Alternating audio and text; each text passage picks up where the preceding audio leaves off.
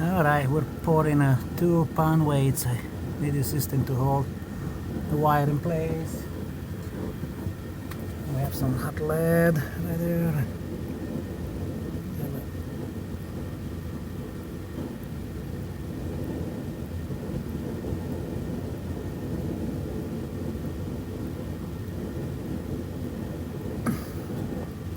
And that's it right there.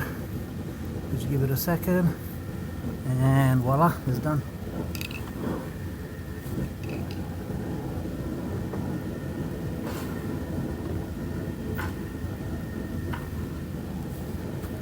And then it's easy to pull, don't need to remove the clamps. We just give it another minute. It's almost done. It's hard. We just pick it up with a screwdriver. And one more done. That.